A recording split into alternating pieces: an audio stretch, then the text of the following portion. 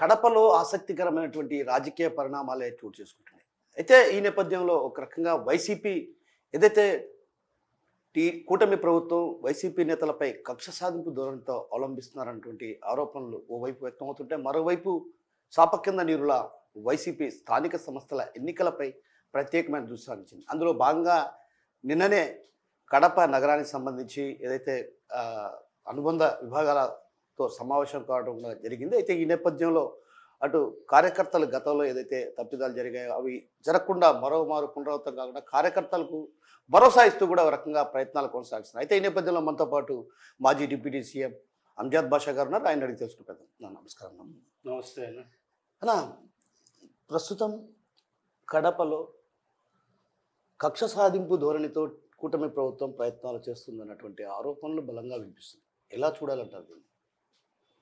అది వాస్తవమే కదా. ఇప్పుడు అందరికి కూడా భారతదేశానికి స్వతంత్రం వచ్చి ఎన్నో ప్రభుత్వాలు వచ్చాయి. అనేక మంది ఈ కడప నియోజకవర్గానికి ప్రాతినిధ్యం వహించడం జరిగింది. అనేక మంది శాసనసభ్యులుగా గెలిచి వాళ్ళ పరిపాలన ఈ నగర ప్రజలందరూ కూడా చూశారు. ఎక్కడ కూడా ఎప్పుడు కూడా ఏదైతే ఇప్పుడు ఈ కూటమి ప్రభుత్వం అధికారంలోకి వచ్చిన తర్వాత కక్ష సాధింపు చర్యలు ఏ విధంగా జరుగుతున్నాయో నేను కాదు, కడప నగరంలో ఎవరిని తట్టినా కూడా ప్రతి ఒక్కరు కూడా చెప్పడం జరుగుతుంది. మరి ఇలాంటి పరిపాలన గతంలో ఎప్పుడు జరగలేదు. మరి అనేక మంది శాసనసభ్యులుగా గెలిచినా కూడా ఎవరు కూడా ఎన్నికల వరకు పరిమితం అయ్యారు తప్ప, ఏ ప్రభుత్వం అధికారంలోకి వస్తే మరి వాళ్ళు తమ పరిపాలన కొనసాగిస్తూ ప్రజలకు మేలు చేయాలని ఒక తపనతో ముందుకు వెళ్ళడం జరిగింది. కానీ మరి గత ప్రభుత్వంలో ఉండే నాయకులను టార్గెట్ చేసుకొని మరి వాళ్ళను ఆర్థికంగా మరి అన్ని విధాలుగా ఇబ్బంది పెట్టాలని చెప్పి కూడా ఎవరు కూడా ఆలోచన కూడా చేయలేదు. కడప నగరం ఎలాంటి ప్రశాంత నగరం అంటే, ఎన్నికల వరకే తమ తమ పార్టీలకు అనుకూలంగా పనిచేయడం జరుగుతుంది. ఎన్నికలు అయిపోయిన తర్వాత ఒక సోదర భావంతో అందరు కూడా మెలిసిన పరిస్థితి. ఎందుకంటే నేను కూడా 2 పర్యాయాలు ఎమ్మెల్యేగా ఉండడం జరిగింది. 2014లో మొదటిసారి నేను పోటీ చేయడం జరిగింది. మరి 2019లో మరి రెండోసార్లు నేను గెలవడం జరిగింది. 2 సార్లు కూడా నా పైన తెలుగుదేశం పార్టీ అభ్యర్థులుగా పోటీ చేసి మరి ఓటమి చెందిన నాయకులు కూడా ఎన్నికలు అయిపోయిన తర్వాత మరి ఆ 5 ఏళ్ళు మనమందరం కూడా తత్సంబంధాలు కలిగి మరి ఎక్కడైనా ఫంక్షన్స్లో కానీ ఎక్కడైనా కలుసుకున్నా కూడా మరి పలకరించుకుండే సంప్రదాయం కడప నగరంలో ఉండేది. మరి అలాంటిది ఇవాళ చూస్తే ఏ రకంగా ఉందో నేను కాదు, మీడియా మిత్రులందరూ కూడా చెప్తారు. కడప నగర ప్రజలు ఎవరిని తట్టినా కూడా మరి ఈ పరిపాలన ఎలా సాగుతుంది, మరి ఇప్పుడు ఎమ్మెల్యేగా గెలిచిన మాధవిరెడ్డి గారి ప్రవర్తన ఏ విధంగా ఉందో మరి నేను కాదు, నేను చెప్తే ప్రతిపక్ష పార్టీకి సంబంధించిన నేను నాయకుడు కాబట్టి నేను ఏదో వ్యతిరేకంగానే చెప్తానని చెప్పి నేను చెప్పడం జరుగుతుంది. కాబట్టి ప్రజల్ని మీరు ఎవరిని అడిగినా కూడా మరి ఈ 9 నెలల పరిపాలనలో ఏ విధంగా కక్ష సాధింపులు జరుగుతున్నాయి, కేవలం టార్గెట్ ఎవరంటే వైఎస్ఆర్ కాంగ్రెస్ పార్టీకి సంబంధించిన నాయకులు, కార్యకర్తలు, వైఎస్ఆర్ కాంగ్రెస్ పార్టీ అభిమానులు, వైఎస్ఆర్ కాంగ్రెస్ పార్టీకి ఎవరైతే ఓటేశారో వాళ్ళందరి మీద కక్ష ధోరణిలో ఈరోజు ఈ శాసనసభ్యురాలు వివరించడము నిజంగా కడప ప్రజలు ఎవరు కూడా దీన్ని సమ్మతించడం లేదు. అంటే మీరు 10 ఏళ్ల పాటు ఎమ్మెల్యేగా ఉన్నారు, 5 ఏళ్ల పాటు మంత్రిగా కూడా కొనసాగారు. సో మీ టైంలో అంటే ఇలాంటి పరిస్థితి ఎప్పుడు కనపడలేదా? ఎక్కడ కనపడడం లేదు. ఇప్పుడు నేను గత 5 ఏళ్ళు 2019 నుంచి 24 వరకు మంత్రిగా పనిచేశాను, ఉప ముఖ్యమంత్రిగా పనిచేశాను. నేను ఎవరితో కూడా ఎక్కడ కూడా విభేదాలు లేవు. ఏ రాజకీయ పార్టీ నాయకులతో విభేదాలు లేవు. అందరితో సత్సంబంధాలు. కమ్యూనిస్ట్ పార్టీ నాయకులతో కానీ, తెలుగుదేశం పార్టీ సీనియర్ నాయకులు కానీ ఒకసారి విచారణ చేయండి. తెలుగుదేశం పార్టీలో సీనియర్ నాయకులు ఉన్నారు కదా, తెలుగుదేశం పార్టీ ఆవిర్భావం నుంచి పనిచేసిన వాళ్ళు ఉన్నారు కదా, వాళ్ళతో ఒకసారి అంజద్ బాషా గారు ఎలాంటి వ్యక్తి అని చెప్పి మరి ఆ నాయకులతో ఒకసారి మీరు మాట్లాడండి. నా వ్యవహార శైలి ఎలా ఉంటుందో, నా ప్రవర్తన ఎలా ఉంటుందో, నేను నేను 5 ఏళ్ళు మంత్రిగా పనిచేసినప్పుడు అనేక మంది తెలుగుదేశం పార్టీ నాయకులు కూడా నా గడప దొక్కితే వచ్చి ఏదైనా ఇలాంటి పని ఉందన్నా అని చెప్తే ఖచ్చితంగా నా వరకు నా చేతనైనంత వరకు సాయం చేయడం జరిగింది. మరి ఎన్నికల వరకే రాజకీయ పార్టీలు, ఎన్నికలు అయిపోయిన తర్వాత కడప నగర ప్రజలందరూ కూడా నా వారు. వాళ్ళ బాగోగులు చూసుకోవాల్సిన బాధ్యత నాది, ఈ ప్రభుత్వాన్ని, మరి ప్రజాప్రతినిధి. మరి ఆ విధంగా నేను వివరించాను. మరి ఆ రకంగా వెళ్ళకోకుండా మరి అనేక మంది, ఎందుకంటే గతంలో కూడా 2014 నేను పోటీ చేసినప్పుడు 50,000 పైచిలకు తెలుగుదేశం పార్టీకి ఓట్లు వచ్చాయి. 2019లో పోటీ చేసినప్పుడు కూడా 50,000 పైచిలకు ఓట్లు వచ్చాయి. మరి అంటే 50,000 మంది తెలుగుదేశం పార్టీకి ఓట్లు వేశారని చెప్పి నేను ఆ 50,000 మందికి ఎక్కడ అన్యాయం చేయలేదు. గత 5 ఏళ్ల కాలంలో మా ప్రభుత్వంలో కరుడు కట్టిన తెలుగుదేశం పార్టీ నాయకులకు, కార్యకర్తలకు కూడా మేము సంక్షేమ పథకాలు అందించాం. మేము గడప గడపకు వెళ్ళాం. గడప గడపకు వెళ్ళిన తర్వాత కూడా ఈ ఇంటి ఖచ్చితంగా ఈ తెలుగుదేశం పార్టీ ఇల్లు అని చెప్పి కూడా వాళ్ళ ఇంటికి వెళ్ళకోకుండా లేదు. మేము వాళ్ళ ఇంటికి కూడా వెళ్ళాం. వాళ్ళ ఇంటికి ఏమేమి సంక్షేమ పథకాలు ఇచ్చామో వివరంగా ఆ కుటుంబానికి మరి వాళ్ళకు వివరించి మేము వచ్చాం. కరుడు కట్టిన తెలుగుదేశం పార్టీ వాళ్ళు ఏనాడు కూడా వైఎస్ కుటుంబానికి ఓటేసిన వాళ్ళు కాదు, జగన్మోహన్ రెడ్డి గారికి ఓటేసిన వాళ్ళు కాదు. మరి అలాంటి కుటుంబాలకు కూడా పూర్తి స్థాయిలో సంక్షేమ పథకాల రూపంలో వాళ్లకు న్యాయం చేశాం, ఇంటి స్థలాలు ఇచ్చాం. ఇవన్నీ కూడా ఎక్కడ లేదు. ఇప్పుడే ఇది కొనసాగుతుంది. కేవలం టార్గెట్ వైఎస్ఆర్ కాంగ్రెస్ పార్టీ నాయకులు. కక్ష సాధింపు అంటున్నారు. ఎలాంటి కక్ష సాధింపు? ఎలాంటి కక్ష సాధింపు అంటే మీరే చూస్తున్నారు కదా, ప్రతిరోజు ఒకటి. ఏంటిది? నీళ్ళు ఇచ్చే కార్యక్రమం, మినరల్ వాటర్. ఏ ప్రభుత్వం వచ్చినా మరి ప్రజలకు ఏదైతే ఇప్పుడు ఉండే పరిస్థితుల్లో మరి కలుషితమైన నీరు తాగకోకుండా వాళ్ళకు మంచి శుభ్రమైన నీళ్ళు ఇవ్వాలని చెప్పి మరి ఏ ప్రభుత్వం కూడా ఆలోచన చేస్తుంది. మరి ఆ ధోరణిలోనే మరి గతంలో నుంచి కూడా మా ఎంపీ గారు వైఎస్ అవినాష్ రెడ్డి గారి నిధులతో మరి అనేక వాటర్ ప్లాంట్లు పెట్టించడం జరిగింది. ఈ వాటర్ ప్లాంట్ అంటే వ్యాపారం కోసం పెట్టించామా? అది ఒక సేవా దృక్పథం. మరి ఆ ప్రాంతంలో ఉండే ప్రజలకు శుద్ధి నీటి అందించాలి, అది కూడా తక్కువ ధరకు. అంటే ₹2, ₹3, 20 లీటర్ల క్యాను వాళ్ళకు అందించాలని చెప్పి మరి వాళ్లకు ఒక వాటర్ ప్లాంట్ ఎంపీ నిధులతో వాళ్ళకు అది సమకూర్చడం జరిగింది.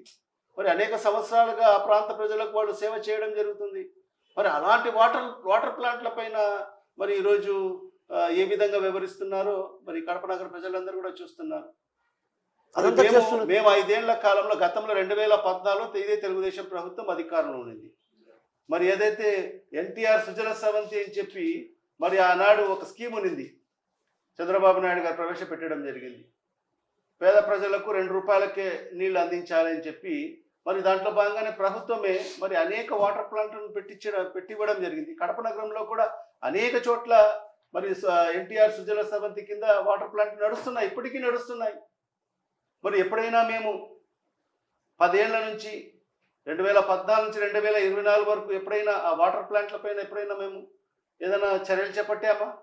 ఎందుకంటే అది ప్రజలకు ఉపయోగపడే కార్యక్రమం కాబట్టి, ఏదో వాళ్ళ స్వార్థం కోసం కాదు అది వాళ్ళు చేస్తున్నది. మరి ప్రజలకు ఉపయోగపడే కార్యక్రమం కాబట్టి, ప్రజలకు మంచి నీటి ఇచ్చే కార్యక్రమం కాబట్టి మరి దాని జోలికే 10 ఏళ్ల కాలంలో ఎప్పుడు వెళ్ళని పరిస్థితి. మరి ఈరోజు ఎంత దారుణం అంటే ఒక ఎస్సీ కాలనీలో అక్కడ ఒక త్యాగరాజ్ అనే మా కార్పొరేటర్ గారు అక్కడ ఒక వాటర్ ప్లాంట్ నిర్వహిస్తుంటే మరి దాన్ని కూలగొట్టేదానికి ప్రయత్నాలు, అన్ని రకాల అనుమతులు ఉన్నాయి. అంటే ఏదో వాళ్ళు సొంతంగా పెట్టుకున్నది కాదు, అది కార్పొరేషన్ పర్మిషన్తో, స్టాండింగ్ కమిటీ పర్మిషన్తో మరి అన్ని అనుమతులతో పెట్టిన వాటర్ ప్లాంట్లను మరి ఏ విధంగా కూల్చేదానికి వీళ్ళు ప్రయత్నాలు చేస్తారండి? అంటే ఎస్సీ దళిత వాడల్లో వాటర్ ప్లాంట్ ఉండకోకూడదా? దళిత వాడల్లో శుద్ధ నీటి వాళ్ళు తాగకూడదా? ఆ ప్రాంత ప్రజలు వాళ్ళు మురికి నీళ్ళనే తాగాలి, వాళ్ళు మినరల్ వాటర్ని తాగకూడదా? మరి ఆ ప్రయత్నంలో భాగంగా అక్కడ ఒక వాటర్ ప్లాంట్ ఉండి ఆ ప్రాంత ప్రజలు, మాసాపేట అంటే పూర్తిగా స్లమ్, అది అక్కడ అంత దళితులే నిర్వహించే ప్రాంతం అది. మరి ఆ ప్రాంతంలో ఉండే కేవలం ఏంటంటే అది ఒక వైఎస్ఆర్ కాంగ్రెస్ పార్టీకి సంబంధించిన నాయకుడు దాన్ని నిర్వర్తిస్తున్నాడు అని చెప్పి దాని మీద ఏదో ఒక రకంగా అది కూలగొట్టాలి, దాన్ని తొలగించాలి. మరి అదేవిధంగా మా ఇంకొక వైఎస్ఆర్ కాంగ్రెస్ పార్టీ నాయకుడికి సంబంధించిన ఆదిత్య గారు మరి దాన్ని స్కూల్లో పెట్టారని చెప్తారు. ఏ రకంగా అండి? 20 ఏళ్ళ నుంచి రికార్డ్స్ తీయండి, అక్కడ స్కూల్ ఉందేమో తీయండి రికార్డ్స్. అది డిలాబరేట్ కండిషన్లో ఉండే బిల్డింగ్, అది పడిపోయే స్థితిలో ఉండే బిల్డింగ్. అది ఎందుకు స్కూల్ స్కూల్ కూడా అక్కడి నుంచి స్కూల్ ఎప్పుడో దశాబ్దాల ముందే దాన్ని ఎక్కడో మార్చివేయడం జరిగింది. మరి అక్కడ గతంలో మున్సిపల్ కార్పొరేషన్ అధికారులు అక్కడ మస్టర్ వేసుకునే దానికి ఆ రూమ్ని వినియోగించుకునే పరిస్థితి. అక్కడ బ్లీచింగ్ పౌడర్ స్టాక్గా పెట్టుకొని మరి ఆ ప్రాంతంలో ఎక్కడైనా ఈ మస్టర్ వేసుకొని ఆ బ్లీచింగ్ పౌడర్ వినియోగించుకుంటే దానికోసం ఆ గోడౌన్గా యూజ్ చేస్తున్న పరిస్థితి సంవత్సరాలుగా. దాన్ని ఏదో ఒక వాటర్ ప్లాంట్ ఉంటే ఆ ప్రాంత ప్రజలకు ఉపయోగపడుతుందని చెప్పి ఆ రోజు మరి పాలకవర్గం భావించి మరి పూర్తి అనుమతులు ఇచ్చి మరి అక్కడ వాటర్ ప్లాంట్కు పర్మిషన్ ఇవ్వడం జరిగింది. మరి దానికి మన పార్లమెంట్ సభ్యులు శ్రీ వైఎస్ అవినాష్ రెడ్డి గారు మరి ఆ వాటర్ ప్లాంట్ కోసము తన ఎంపీ నిధులలో మరి నిధులు కేటాయించడం జరిగింది. తద్వారా అక్కడ వాటర్ ప్లాంట్ నిర్వహిస్తూ మరి కొన్ని సంవత్సరాలుగా 5-6 సంవత్సరాలుగా మరి అక్కడ అన్ని ఆ ప్రాంత ప్రజలకు మరి శుద్ధ నీటిని సరఫరా చేస్తూ మరి అతి తక్కువ ధరకు కేవలం 3 రూపాయలకే 20 లీటర్ల వాటర్ని మరి వాళ్లకు అందిస్తూ మరి చేస్తున్న పరిస్థితిలో మరి ఈరోజు ఈ రకంగా దారుణంగా వివరిస్తూ కేవలం వాళ్ళకు టార్గెట్ ఏమీ లేదు, ప్రజా సమస్యలు వాళ్ళకు పట్టలేదు, కేవలం వైఎస్ఆర్ కాంగ్రెస్ పార్టీ నాయకులు మరి ఏదైతే వాళ్ళు చేస్తున్న సేవా కార్యక్రమాలను ఏదో ఒక రకంగా అడ్డుకోవాలి, అది మూసివేసేయాలి, ఎందుకంటే అది వాళ్ళకు పేరు వస్తుంది కాబట్టి మరి అలాంటి కార్యక్రమం చేయాలి అని చెప్పి ఒక ధోరణితో ఈరోజు ఎమ్మెల్యే గారు వివరించడం చాలా దుర్మార్గం అని చెప్పి కూడా ఈ సందర్భంగా తెలియదు. అవును, మీరు ఇప్పుడు ఏమంటున్నారంటే పాఠశాల గదుల్లో పెట్టడం తప్పు కాదంటారా? పాఠశాల ఉంటే కదా, పాఠశాల ఉంటే నిరూపించమనండి. ఎందుకు ఎలా ఏ విధంగా పాఠశాల లేదే అనుకుందాం, ప్రభుత్వ దానిలలో ఎట్లా పెడతారు? ఇది బిజినెస్ ఓరియంటెడ్ కదా, మరి ఎట్లా పెడతారు? ఇది సేవా కార్యక్రమం కోసం అండి. ఇది ఒక ఆర్గనైజేషన్కి అనేక సేవా కార్యక్రమాలకు ప్రభుత్వ స్థలాలు ఇవ్వలేదా? చూస్తామా, చూపిస్తామా? ఎన్నో సెంటర్స్ నిర్వర్తిస్తున్నారు. ఇప్పుడు వికలాంగులకు కానీ మరి బుద్ధిమంతులైన వాళ్లకు కొన్ని సెంటర్స్ నిర్వర్తిస్తున్నారు. మరి వాళ్ళ కోసం ప్రభుత్వ రూమ్స్ మనం ఇవ్వలేదా? మరి అనేక ఎన్జిఓలకు ఈరోజు ప్రభుత్వము వాళ్ళ కార్యాలయాల కోసము ప్రభుత్వ రూములు కేటాయించలేదా? జిల్లా సర్వీస్ ఓరియంటెడ్ అంటారా? సర్వీస్ ఓరియంటెడే కదా, ఇదేం సర్వీస్ ఓరియంటెడ్ కాదా?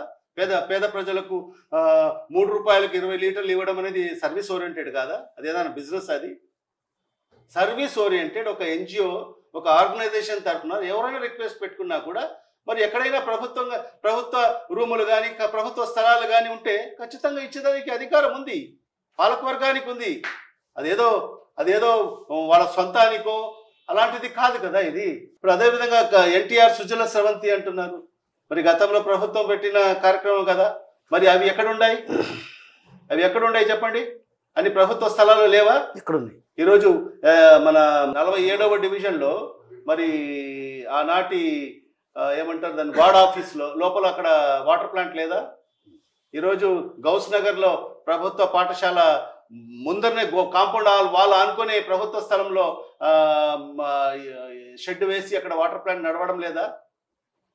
అలా అనేకం.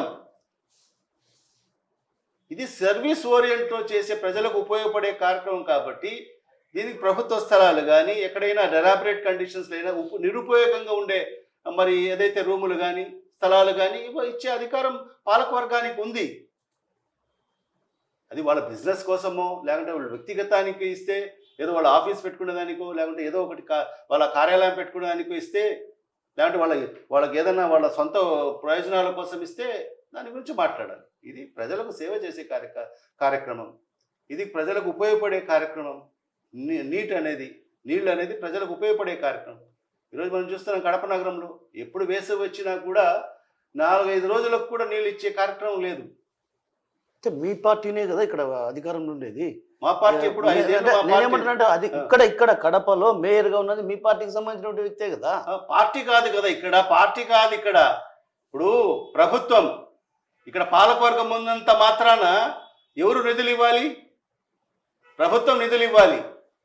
గతంలో 2014లో కూడా మన మన మన పాలకవర్గమే కడప నగరంలో ఉండింది.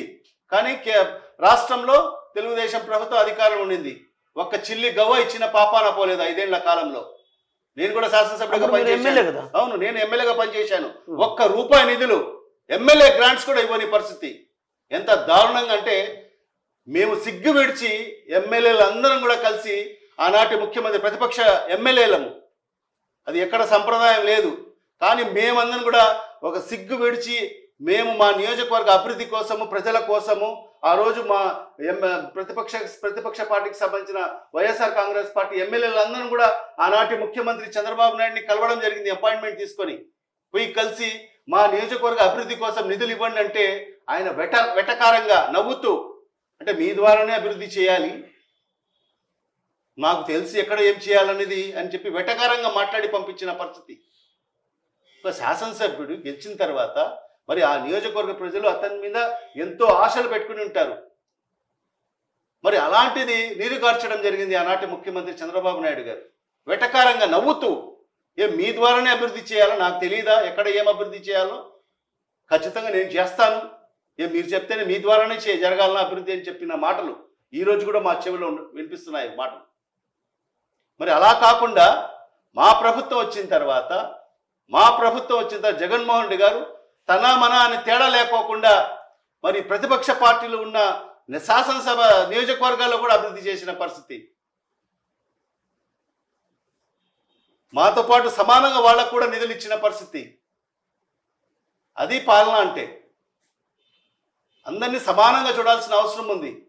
మా నాయకుడు ఒకటే మాట చెప్పాడు, ఎన్నికల వరకే పార్టీలు, ఎన్నికలు అయిపోయిన తర్వాత ఈ రాష్ట్రం నుండి ప్రతి ఒక్కరూ నా ప్రజలు, నా వారు, ఇక్కడ ఎక్కడ తన మన అనే భేదం లేదు, పార్టీలో పక్కన పెట్టాం, కేవలం ఆ ప్రజల యొక్క అభివృద్ధి నాకు ఆకాంక్ష అని చెప్పి భావించి 5 ఏళ్ల పరిపాలన చేయడం జరిగింది. మరి ఈరోజు ఆ పరిస్థితి ఉందా? ఈరోజు ఈ 9 నెలల కాలంలో ఆ పరిపాలన మనం చూస్తున్నామా ఎక్కడైనా? అంటే డెవలప్మెంట్ మీద దృష్టి పెట్టారు కదా, ఇప్పటికే అధికారులతో చర్చిస్తుంది ఎమ్మెల్యే గారు. అదేవిధంగా 9 నెలలు చర్చించడంలోనే జరిగిపోయిందా? వస్తాయి రాబోయే రోజుల్లో 9 నెలలు చర్చించడానికి కోసమే. అంటే రాబోయే రోజుల్లో నిధులు వస్తాయి కదా. ఏం తెస్తున్నారు చెప్పండి. ఇప్పుడు ఏం తెచ్చారు 9 నెలలు? ఏం తెచ్చారో చెప్పండి. అంటే గతంలో మనం శాంక్షన్ చేసిన కార్యక్రమాలు కూడా ఈరోజు అవి కూడా ప్రారంభించలేకపోతున్నారు. మేము నిధులు తీసుకొచ్చి మేము శాంక్షన్ చేసిన కార్యక్రమాలు కూడా ఈరోజు ప్రారంభించలేకపోతున్నారు.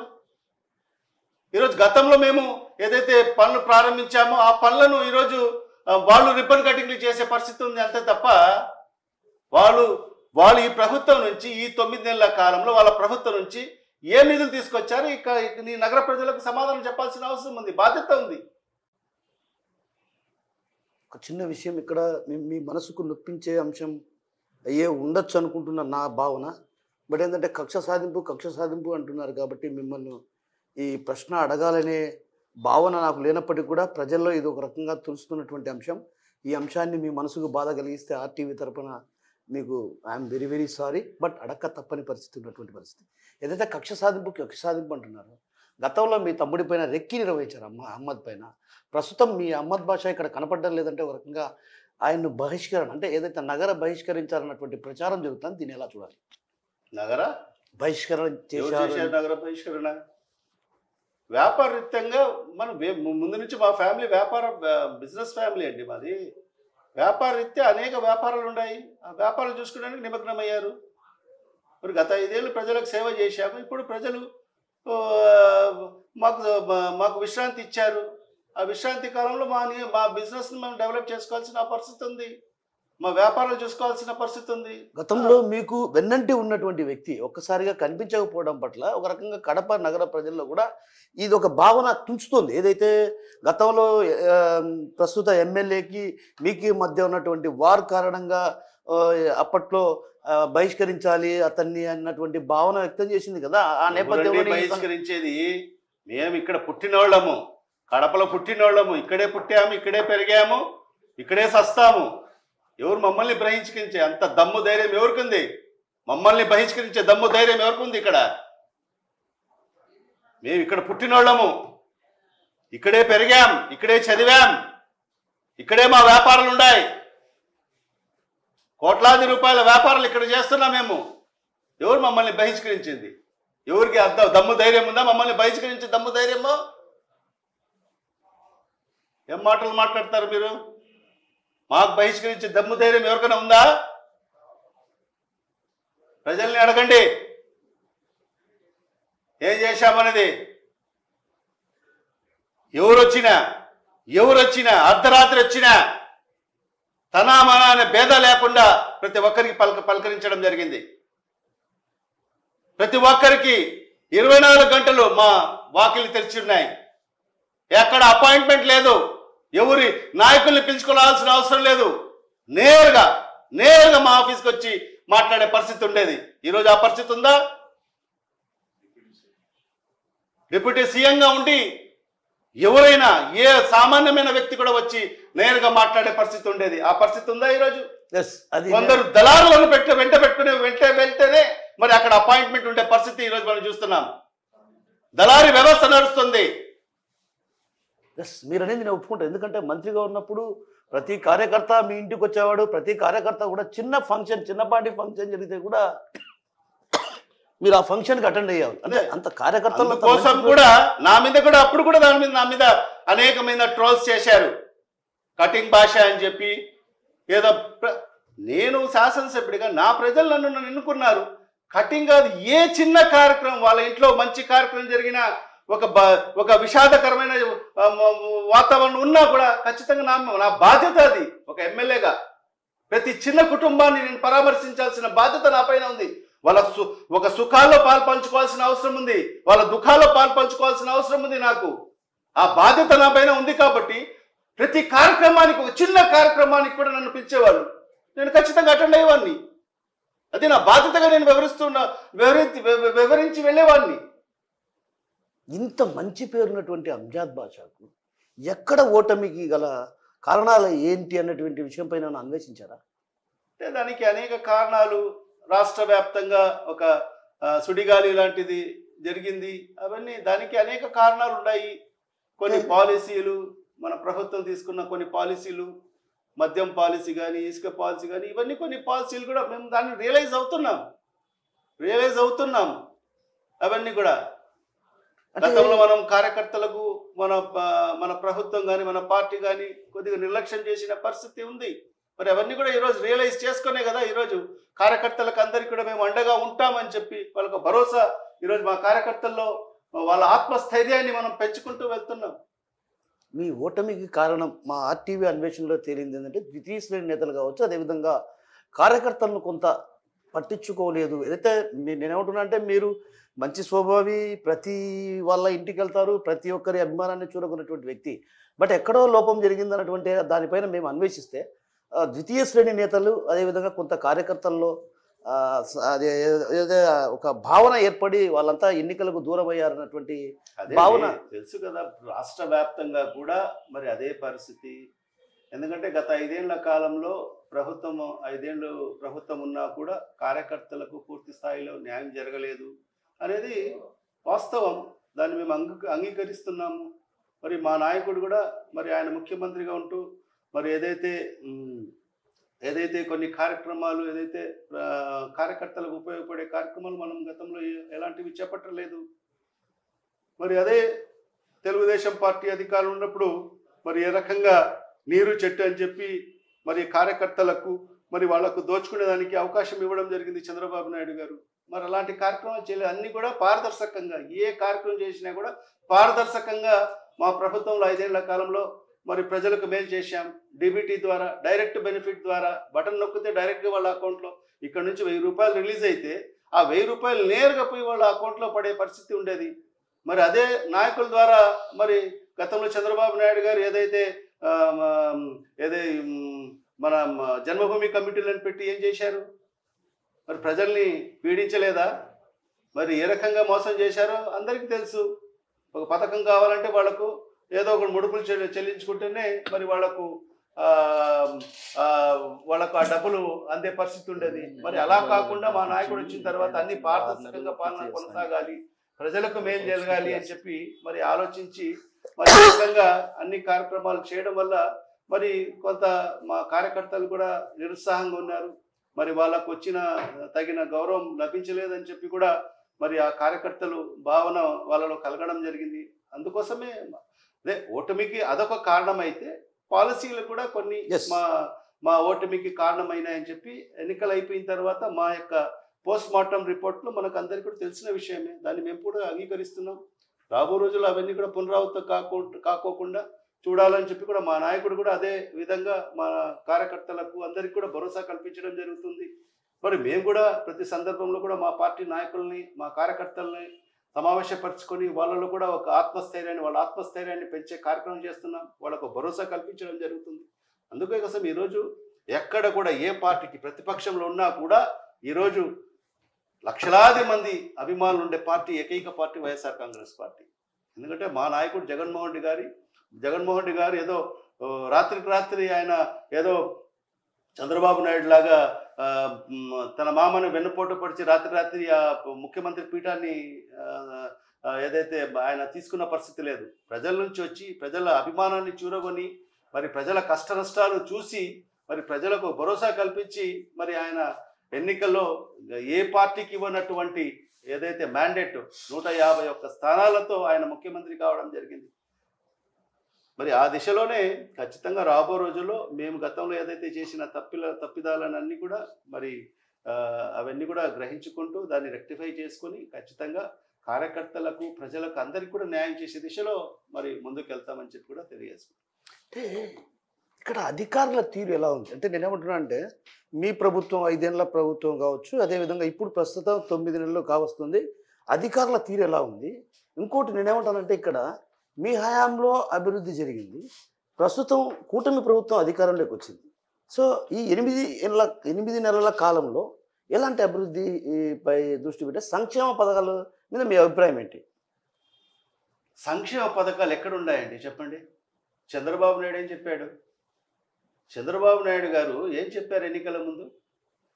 అనేక హామీలు ఇచ్చేసి సూపర్ 6 అని చెప్పి సూపర్ 7 అని చెప్పి ఎన్నికల్లో ప్రజలకు హామీలు ఇచ్చి మరి ఎక్కడికి వెళ్ళినా ఈరోజు కూడా అవి ట్రోలింగ్ అవుతున్నాయి కదా. ఒక తెలుగుదేశం పార్టీ నాయకుడు ఏ గడపకు వెళ్ళినా నీకు 15,000 నీకు 15,000, ఎక్కడ చిన్నపిల్లలు కల్పించినా నీకు 15,000 నీకు 15,000 నీకు 15,000 అని చెప్పి, ఎవరన్నా మధ్యవస్తుల మహిళలు కనిపిస్తే నీకు నెలకు సంవత్సరానికి 18,000 అని చెప్పి, రైతులు కనిపిస్తే నీకు సంవత్సరానికి 20,000 అని చెప్పి, మరి ఈ రకంగా అనేక హామీలు ఇచ్చేసి ఈరోజు ఏ హామీ నెరవేర్చారండి? ఏ హామీ నెరవేర్చారు? వాళ్ళు చెప్పినది పెన్షన్ పెంచడం జరిగింది. పెన్షన్ పెంచి కూడా ఏం చేశాడు? ఈ రోజుకి 2 లక్షల పెన్షన్ని కట్ చేయడం జరిగింది. ఇది మన కడపలో రాష్ట్ర వ్యాప్తంగా గతంలో మా ప్రభుత్వం అది 2014-19 వరకు చంద్రబాబు నాయుడు దిగిపోయేటప్పటికి 39 లక్షల పెన్షన్ నుంచి ఉండేది రాష్ట్ర వ్యాప్తంగా. మా ప్రభుత్వం అధికారంలోకి వచ్చిన తర్వాత జగన్మోహన్ రెడ్డి గారు దిగిపోయేటప్పటికి 65 లక్షల చిలుకు పెన్షన్స్ ఈ రాష్ట్రంలో ఇచ్చే పరిస్థితి ఉండేది. 39 లక్షలు ఎక్కడ, 65 లక్షల పైచిలుకు ఎక్కడ? అది కూడా డీబీటీ సిస్టమ్ వాలంటీర్ సిస్టమ్ పెట్టి ప్రతి ఇంటికి తీసుకొని పోయి తెల్లవారుజామున 5 గంటలకే మరి వాళ్ళ తలుపు తట్టి మరి అవ్వాతాతల మరి వికలాంగుల చేతికి, మహిళల చేతికి, మా అక్క చెల్లెమ్మల చేతికి డబ్బులు ఇచ్చే పరిస్థితి ఉండేది. మరి అలాంటిది ఈరోజు పెన్షన్లు పెంచుతున్నానని చెప్పి 4,000 చేస్తున్నానని చెప్పి పెన్షన్ పెంచి 2 లక్షల పెన్షన్స్ కట్ చేయడం జరిగింది. మరి అదే కాకుండా మన కలెక్టర్ల సమావేశం ఏర్పాటు చేసి మరి వికలాంగులకు సంబంధించిన అన్ని కూడా పెన్షన్స్ అన్ని రీవెరిఫికేషన్ చేయాలి అని చెప్పి, ఎక్కడైనా ఇది చేస్తే ఖచ్చితంగా మీ తోట తీస్తానని చెప్పి కలెక్టర్ల మీద ఆదేశాలు ఇవ్వడం జరిగింది. తద్వారా ఈరోజు అన్ని రకాలుగా చూస్తే సుమారుగా 7 నుంచి 8 లక్షల పెన్షన్స్ కట్ చేయాలని ఆలోచనతో ఈ ప్రభుత్వం నడుస్తుంది. వికలాంగులు అంటే ఎప్పటి నుంచో తీసుకుంటున్న పెన్షన్స్ని ఈరోజు రీవెరిఫికేషన్ అనే పేరు పెట్టి కేవలం తొలగించాలని చెప్పి మరి వాళ్ళ మీద నిబంధనలు తీసుకొచ్చి మరి ఏదో ఒక రకంగా పెన్షన్స్ తగ్గించాలని చెప్పి ఆలోచనతోనే మరి ఈ ప్రభుత్వం ముందుకు వెళ్తున్న పరిస్థితి. మరి అదే కాదు, తల్లికి వందనం అన్నాడు. మీ ఇంట్లో ఎంతమంది చదువుతూ ఉంటా అంటే ప్రతి ఒక్కరికి ప్రతి పిల్లవానికి 15,000 రూపాయలు ఇస్తానని చెప్పాడు. ఎక్కడ ఇచ్చాడు? ఈ సంవత్సరం మేఘనామం వేశాడు. అదే కాకుండా నిరుద్యోగులకు నిరుద్యోగ భృతి ఇస్తా అని చెప్పాడు. ఈ రోజుకైతే నిరుద్యోగ భృతి అయితే సుమారుగా 1 కోటి మంది నిరుద్యోగ యువత ఉన్నారు. దానికి సంబంధించి ప్రతి విద్యార్థికి మరి ఇప్పటికీ ప్రభుత్వం 24,000 రూపాయలు 3,000 రూపాయలు చొప్పున 8 నెలలకు వేసుకున్నా కూడా 24,000 రూపాయలు బకాయి ఉంది. ప్రతి విద్యార్థికి సుమారుగా కోటి చిల్లర నిరుద్యోగ యువత ఈ రాష్ట్రంలో ఉన్నారు. అలాంటి వాళ్ళకి 24,000 రూపాయలు చొప్పున ఈ ప్రభుత్వం బకాయిలు ఉన్నాయి. మరి అదే కాకుండా ప్రతి 18 ఏళ్ళు నిన్న ప్రతి మహిళకు మరి 1,500 రూపాయలు నెలకు ఇస్తానని చెప్పాడు. అది కూడా సుమారుగా 1,500 మంది మహిళలు ఉన్నారు. మరి వాళ్లకు మరి ఈరోజు చూస్తే సుమారుగా ఒక్కొక్కరికి 12,000 రూపాయలు మరి ప్రభుత్వం బకాయిలు ఉంది. ఒక్కొక్క మహిళకు 12,000 రూపాయలు బకాయిలు ఉన్నాయి. మరి అదే కాకుండా రైతు భరోసా అని చెప్పి గతంలో మా నాయకుడు 3 విడతల్లో మరి వాళ్లకు 13,500 రూపాయలు భర్తీ టైం పెట్టి క్యాలెండర్ పెట్టి మరి ఆ రైతుల అకౌంట్లో జమ చేసిన పరిస్థితి. మరి ఈరోజు ఈ సంవత్సరము పంగనామాలు పెట్టిన పరిస్థితి చంద్రబాబు నాయుడు గారు రైతులకు. నేను రైతులకు అది చేస్తా ఇది చేస్తా అని చెప్పి మాయమాటలు చెప్పి అధికారంలోకి వచ్చిన తర్వాత మరి మొదటి సంవత్సరము ఆ రైతు భరోసా పంగనామా పెట్టిన పరిస్థితి ఈరోజు మనం చూస్తున్నాం. ఆయన చేసింది ఏంటి? ఎన్నికల ప్రచారాల్లో ఏం చెప్పాడు? జగన్మోహన్ రెడ్డి గారు ఇస్తున్న సంక్షేమ పథకాలన్నీ కూడా కొనసాగిస్తూ కూడా మరి ఈ పథకాలు ఇస్తానని చెప్పి ఆ రోజు మాట ఇచ్చాడు. ఏం చెప్పాడు? నేను సంపద సృష్టిస్తా అన్నాడు. సంపద సృష్టించి మరి జగన్మోహన్ రెడ్డి గారు అప్పులు చేశాడు. మరి ఆ అప్పుల్ని నేను అది కట్టు కూడా ఈ సంక్షేమ పథకాలు నేను అమలు చేస్తా అని చెప్పాడు. ఒకన లోకేష్ తన పాదయాత్రలో ఒక టీవీ యాంకర్ ఆయనకు ఇదే రకంగా ఇంటర్వ్యూ చేస్తే ఆ ఇంటర్వ్యూలో ఏం చెప్పాడు? మేము అన్ని లెక్కలు చూసుకున్నాం, మీరు ఇన్ని హామీలు ఇస్తున్నారే, ఏ విధంగా మీరు నెరవేరుస్తారు? మీరే చెప్తున్నారు కదా ఈ రాష్ట్రం ఆర్థికంగా ఇబ్బందుల్లో ఉంది, అన్ని అప్పుల్లో ఉందని చెప్పి మీరే చెప్తున్నారు కదా. మరి ఈ రకంగా మీరు హామీలు ఇస్తున్నారు కదా, ఈ హామీలు నెరవేర్చడానికి ఎంతవరకు నిధులు కావాలి అవన్నీ కూడా మీరు చూసుకున్నారా? మరి మీరు ఏ విధంగా ఈ హామీలు నెరవేరుస్తారని చెప్తే మేము అన్ని లెక్కలు చూసుకున్నాం, లెక్కలు చూసుకున్న తర్వాతనే మరి ఈరోజు మేము ప్రజలకు హామీ ఇస్తున్నాము. మేము హామీ ఇవ్వకపోతే, మేము ఇచ్చిన హామీలు నెరవేర్చకపోతే మరి మా కాలర్ పట్టుకోండి అని చెప్పింది ఎవరు? మరి ఈరోజు లోకేష్ ఎక్కడికి వచ్చినా కూడా ప్రజలు కాలర్ పట్టుకోవడానికి సిద్ధంగా ఉండారు. చంద్రబాబు నాయుడు గారు ఎక్కడికి వచ్చినా కూడా కాలర్ పట్టుకోవడానికి సిద్ధంగా ఉండారు. తెలుగుదేశం పార్టీ నాయకులు ఎక్కడికి వెళ్ళినా కూడా ప్రజలకు వెళ్తే ఖచ్చితంగా కాలర్ పట్టుకోవడానికి సిద్ధంగా ఉండారు. మరి ఇవన్నీ కూడా ఈరోజు ఆయన చేసింది ఏంటి? సంపద సృష్టిస్తానని చెప్పి మరి ఈరోజు ఏం చేస్తున్నాడు ఆయన?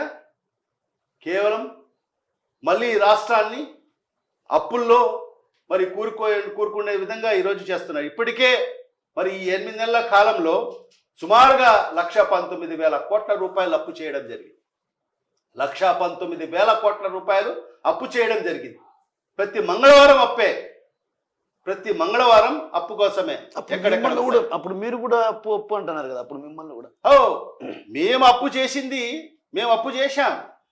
చేశాం చేసి కూడా ఏమి ప్రజలకు మేలు చేశాం. మేము అప్పు చేసి ప్రజలకు మేలు చేశాం. సంవత్సరానికి 55,000 కోట్ల రూపాయలు సంక్షేమ పథకాల ద్వారా ప్రజలకు మేలు చేశాం, పేద ప్రజలకు మేలు చేశాం. ఈరోజు మీరు చూపించగలరా? ఈ 9 నెలల కాలంలో 1,19 కోట్ల రూపాయలు అప్పు చేశారే, ఈ 1,19,000 కోట్ల రూపాయలు ప్రజలకు ఎంతవరకు వాళ్ళు ఇచ్చిన హామీల ప్రకారంగా సంక్షేమ పథకాల రూపంలో ప్రజలకు ఎంత బట్టు చెప్పారో చెప్పగలరా? ఈ డబ్బులన్నీ ఎక్కడికి పోయాయి? 1,19,000 కోట్లు ఎక్కడికి పోయాయి? ఎవరి జబ్బులకు వెళ్ళాయి? దీనికి సమాధానం చెప్పాల్సిన బాధ్యత ఎవరిపైన ఉంది? ఈ ప్రభుత్వం పైన ఉందా? ఈ ముఖ్యమంత్రి గారి మీద లేదా? 1,19,000 కోట్ల రూపాయలు అప్పు చేసి నువ్వు ఇచ్చిన హామీలు ఏ ఒక్కటి నెరవేర్చకోకుండా ఈరోజు కాలయాపన చేసుకుని ఈరోజు నువ్వు మీ ప్రభుత్వం కొనసాగించుకుంటూ పోతుంటే మరి ప్రజలకు ఇచ్చిన మాట ఏంటి నువ్వు? ప్రజలందరూ కూడా ఈరోజు మహిళలందరూ కూడా ఎదురు చూస్తున్నారు. ఉచిత బస్సు అన్నావు, ఎక్కడ ఉచిత బస్సు? ఇచ్చిన హామీలన్నీ కూడా ఈరోజు అమలు చేయకుండా ఈరోజు ప్రజలకు మోసం చేసి ఈరోజు నువ్వు అధికారాన్ని గద్దెనెక్కి ఈరోజు ప్రజలకు చేసింది ఏంటి? మోసం. ప్రజలకు తెలుసు నువ్వు మోసం చేస్తావని తెలుసు, కానీ పాపం వాళ్ళు ఏదో ఆశపడ్డారు. మా నాయకుడు చెప్తుంటాడు కదా, జగను పలావ్ పెట్టాడు, చంద్రబాబు నాయుడు వస్తే బిర్యానీ పెట్టారని వాళ్ళు ఊహించారు, ఏదో బిర్యానీ వస్తుందిలే అని చెప్పి. కానీ ఈరోజు చూస్తే పరిస్థితి ఏంది? బిర్యానీ లేదు, జగన్మోహన్ రెడ్డి గారు ఇస్తున్న పలావు లేదు. ఈరోజు పస్తుండే పరిస్థితి ఈరోజు ఈ రాష్ట్రంలో కనిపిస్తుంది. ఆర్థిక ఇబ్బందులే ఒక రకంగా సంక్షేమ పథకాల అమలుకు కొంత ఇబ్బందికరమైన పరిస్థితులు ఉన్నాయన్నటువంటి భావన ఇటీవల కాలంలో చంద్రబాబే అధికారుల సమక్షంలో చెప్పారు. ఏదైతే ఆర్థిక పరంగా చాలా ఇబ్బందులు ఉన్నాయి, సంక్షేమ పథకాలు అమలు చేయాలంటే ఇబ్బందిగా ఉందని అధికారులు ఎదుటే చెప్పాడు కదా. మరి ఇంకటప్పుడు సంక్షేమ పథకాల అమలుకు కొంచెం డబ్బు కావాల్సినటువంటి అవసరం ఉంది కదా. ఆయనకు తెలీదా? ఎన్నికల ముందు ఇచ్చేటప్పుడు హామీలు ఇచ్చేటప్పుడు ఆయనకు తెలీదా? మా నాయకుడు చెప్పాడు నేను ఇంతకన్నా ఎక్కువ ఇవ్వలేను. ఆయన కూడా చెప్పొచ్చు కదా. అది కూడా నేను ఆయన 3,000 రూపాయలు పెన్షన్ ఇస్తున్న పెన్షన్ని 3,500 రూపాయలు చేస్తాను, అది కూడా ఎప్పుడు చేస్తాననేది కూడా ఆయన సంవత్సరం 2028లో చేస్తానని చెప్పడం జరిగింది. అంటే నాయకునికి చిత్తశుద్ధి ఉండాలి. ప్రజలకు ఏదైనా మనం మాట ఇస్తే మరి ఆ మాట నెరవేర్చాలి అనే తపన ఉండాలి, చిత్తశుద్ధి ఉండాలి. కేవలం అధికారం కోసం ప్రజల్ని మభ్యపెట్టి ప్రజల ఓట్లు దండుకొని అధికారంలోకి వచ్చిన తర్వాత ఏదో ఒక రకంగా వాళ్ళకు మోసం చేస్తాంలే అని చెప్పి అలాంటి నైజం మా నాయకునిది కాదు. చంద్రబాబు నాయుడు నైజం ఏంటి? వెన్నుపోటు, మోసం. రాజకీయంగా ఆయన ఎదిగింది ఎట్లా? వెన్నుపోటుతో. మరి అదేవిధంగా అధికారంలోకి వచ్చిన తర్వాత ప్రజలకు మోసం చేయడం ఆయన నైజం అది. ఇప్పుడు ఆయన 14 ఏళ్ళు ముఖ్యమంత్రిగా పనిచేశాడు కదా. 14 ఏళ్లలో కూడా ఆయన చెప్పిన హామీలను ఎప్పుడైనా నెరవేర్చాడా? అలాంటి దాఖలాలు ఉన్నాయా? లేదు. కానీ ప్రజలు ఎందుకో మోసపోయారు. నిజంగా ప్రజలు మోసపోయారు. ఈరోజు ఆ భావన వాళ్ళలో కలుగుతుంది. ఈ 6 నెలల నుంచే ఒక చర్చ జరుగుతుంది. ప్రతి ఇంట్లో కూడా, ప్రతి కుటుంబంలో చర్చ జరుగుతుంది. ప్రతి పిల్లవాడు అడుగుతున్నాడు, అమ్మ నాకు అమ్మఒడి రాలేదు, అదే జగన్మోహన్ రెడ్డి గారు ఉండింటే నాకు అమ్మఒడి వచ్చేది. ప్రతి మహిళ కూడా ఈరోజు ప్రతి ఇంట్లో కూడా చర్చ జరుగుతుంది. జగన్మోహన్ రెడ్డి ఉండింటే మాకు సంక్షేమ పథకాలు ప్రతి నెల ఏదో ఒక సంక్షేమ పథకం రూపంలో మా కుటుంబానికి ఆర్థికంగా మేలు జరిగేది. తద్వారా మా కుటుంబ ఆర్థిక పరిస్థితి కొద్దిగా మెరుగైన పరిస్థితి గత 5 ఏళ్ల కాలంలో. మరి ఈరోజు ఈ ప్రభుత్వం వచ్చిన తర్వాత, కూటమి ప్రభుత్వం వచ్చిన తర్వాత ఇప్పటి వరకు 8-9 నెలల కాలంలో ఏ ఒక్క పథకం రాలేదని చెప్పి ఈరోజు చర్చ జరుగుతుంది. ప్రతి ఒక్కళ్ళు కూడా చర్చ జరుగుతుంది. అవును, మీ ప్రభుత్వం అధికారంలోకి వచ్చాక సంక్షేమ పథకాలు ఎప్పటి నుంచి అమలు చేశారు? మీ ప్రభుత్వం అధికారం మొదటి సంవత్సరం నుంచే మా పథకాలు అమలయ్యాయి. చూసుకోండి మీరు. కరోనా ఉన్నా కూడా ఎంత ఇదేంటే, ఎంత ఒక నాయకునికి ఎంత చిత్తశుద్ధి ఉండాలి. కరోనా కష్టకాలంలో మరి ఏదైతే అమ్మఒడి, ఆ రోజు స్కూల్స్ లేవు, విద్యార్థులు స్కూల్కి వెళ్ళలేదు, మరి వాళ్ళు ఫీజులు కట్టాల్సిన పరిస్థితి లేదు. కానీ కూడా మరి వాళ్లకు అమ్మఒడి ఇచ్చిన పరిస్థితి. మరి ఆ కోవిడ్ పరిస్థితిలో కూడా ఎక్కడ కూడా పెన్షన్ ప్రతి నెల 1వ తేదీనే మరి మా వాలంటీర్ వ్యవస్థ ద్వారా మరి ఆ వాలంటీర్లు కూడా వాళ్ళ ప్రాణాలని అరచేతిలో పెట్టుకొని బయటకు వచ్చేదానికి భయపడే పరిస్థితిలో, మరి కుటుంబ సభ్యులు ఎవరైనా చనిపోతే వెళ్ళని పరిస్థితి, మరి తండ్రి చనిపోతే వాళ్ళ పిల్లలు కూడా చూసే పరిస్థితి కాదు, ఆ శవాన్ని కూడా చూసే పరిస్థితి కాదు.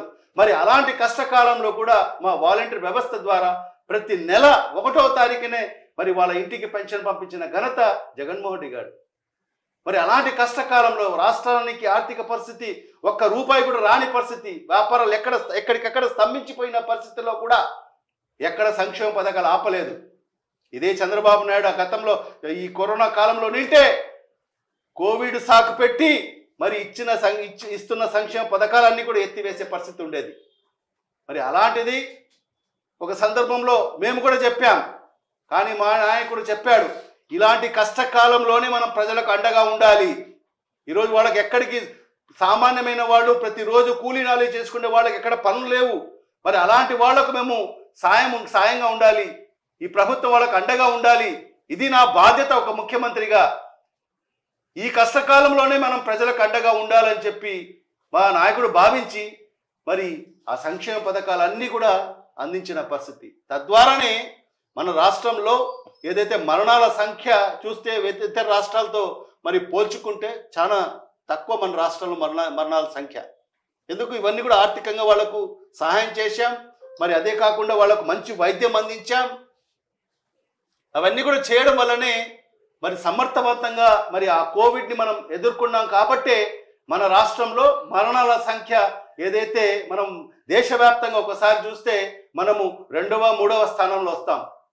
నేను చెప్పేది ఏంటంటే, చంద్రబాబు నాయుడు ఏం చెప్తాడంటే, నేను ఈ ప్రపంచానికి పాఠం చెప్పినవాడిని, నా అంత ఏదైతే ఆర్థికవేత్త నా అంత బుద్ధి ఎవరికి లేదు, నాకుండే జ్ఞానం ఎవరికి లేదు, నేను ప్రపంచానికే పాఠం చెప్తానని చెప్పే వ్యక్తి, ఆయనకు తెలీదా ఈ రాష్ట్ర పరిస్థితి, ఈ రాష్ట్ర ఆర్థిక పరిస్థితి తెలీదా? ఎన్నికల ముందు మన బడ్జెట్ ఏంటి, మేము ఇస్తున్న హామీలు ఏంటి? ఇప్పుడు ఆయన ఇచ్చిన హామీలు నెరవేర్చాలంటే సంవత్సరానికి సుమారుగా 1,40,000 కోట్ల రూపాయలు అవసరమవుతాయి. ఈరోజు మన రాష్ట్ర బడ్జెట్ ఎంత? 2,30,000 కోట్ల రూపాయలు. 1,40,000 కోట్ల రూపాయలు నువ్వు సంక్షేమ పథకాలకి ఎలా తీస్తావు? ఇవి తెలియదా ముందు నీకు? కేవలం అధికార దాహం. ఆ ముఖ్యమంత్రి కుర్చీ నీ పరమావధి ఏంటంటే, చంద్రబాబు నాయుడు పరమావధి ఏంటంటే ఆ సీఎం కుర్చీ పైన కూర్చున్న తర్వాత మొదటికే మళ్ళీ ప్రజలకు మోసం చేయడము, వెన్నుపోటు పొడవడము, ఇది ఆయన నైజం. కాబట్టి అదే చేస్తున్నాడు. కానీ మా నాయకుడు అలాంటి అబద్ధాలు, అసత్యాలు మాట్లాడాడు.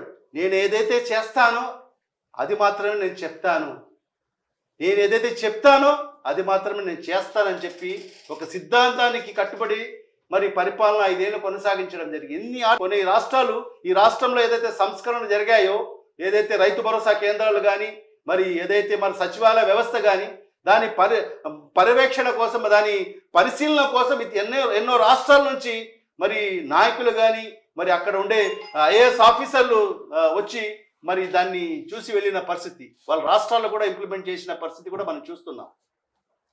ఇది ఒక నాయకుని యొక్క చిత్తశుద్ధి ఉండాలి. ఖచ్చితంగా నేను ప్రజలకు మాట ఇచ్చాను, ఆ మాట ప్రకారంగా ఆ మాట నెరవేర్చాలి అనే ఒక తపన, ఒక చిత్తశుద్ధి ఉంటే ఖచ్చితంగా దాని ఆటోమేటిక్గా దానికి మార్గాలు అవే వస్తాయి. కానీ చంద్రబాబు నాయుడు మనస్తత్వం ఏంటంటే ఖచ్చితంగా ప్రజలకు మోసం చేయాలి, అయిపోయి అధికారంలోకి వచ్చేసాం, ఇంకొక 5 ఏళ్ల తర్వాతనే మళ్ళా ప్రజలతో నాకు పని చూసుకుంటాం, ఇంకొక ఎన్నికలకు ఆఖరి సంవత్సరంలో చూస్తామని చెప్పి రకం అది. సరే, కడప నియోజకవర్గానికి సంబంధించి డెవలప్మెంట్ విషయంలో మీ ప్రభుత్వ హయాంలో జరిగిన అభివృద్ధి కావచ్చు, ఇప్పుడు ప్రస్తుతం ఈ 9 నెలల కాలం ఎలాంటి అభివృద్ధి జరిగిందని అనుకోవచ్చు? నేను ఒకటే కిషోర్ మీకు ఒక ప్రశ్న అడుగుతున్నాను. గత 5 ఏళ్ల కాలంలో కడప నగరం అభివృద్ధి జరిగిందా లేదా? నేను చెప్తున్నా కదా, అభివృద్ధి జరిగింది.